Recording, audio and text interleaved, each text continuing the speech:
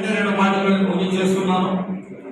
మన పుట్టపర్తి సాయిబాబా గారు ఒక స్లోగన్ చెప్పారు, మతములన్నీ వేరు మార్గము ఒక్కటే. మతములన్నీ వేరు మార్గము ఒక్కటే, దర్శనములు వేరు దైవము ఒక్కటే, ఆభరణములు వేరు బంగారం ఒక్కటే, పుష్పములు వేరు పూజ ఒక్కటే అంటారు. మన మొత్తం వసుదైవ కుటుంబం. దయచేసి భిన్నత్వంలో ఏకత్వం ఎక్కడన్నా ఉందా అంటే అది మన పవిత్ర భారతదేశంలోనే ఉంది.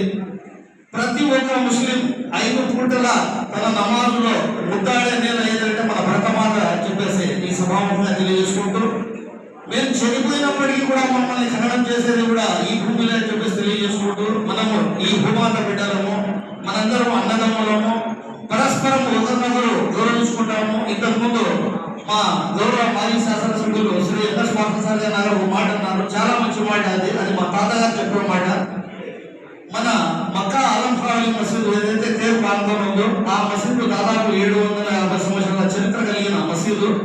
అదేవిధంగా ఖాత్రి వృక్షం నుండి ఉద్భవించే స్వయంభూ అయినటువంటి శ్రీ లక్ష్మీ నరసింహస్వామి కూడా దాదాపు 800 సంవత్సరాల పైచిలుకే అని చెప్పి తెలియజేసుకుంటూ, అప్పటి మన ముత్తాతల తాతల గారు కూడా ఒక కట్టుబాటు అనేది పెట్టినారు.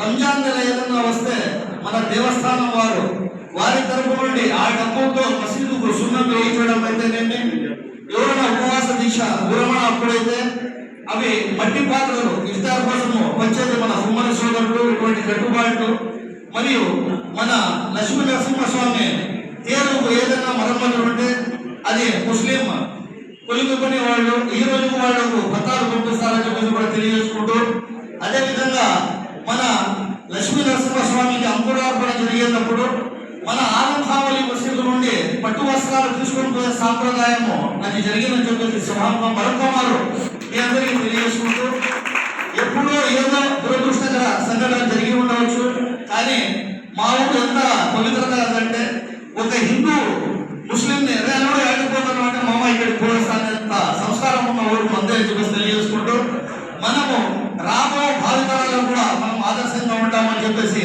ఈ సభాముఖాన్ని తెలియజేసుకుంటూ, ఈ అవకాశం ఇచ్చిన పెద్దలందరికీ మరొక మనస్ఫూర్తిగా కృతజ్ఞతలు తెలియజేసుకుంటున్నాను. నమస్కారం సార్.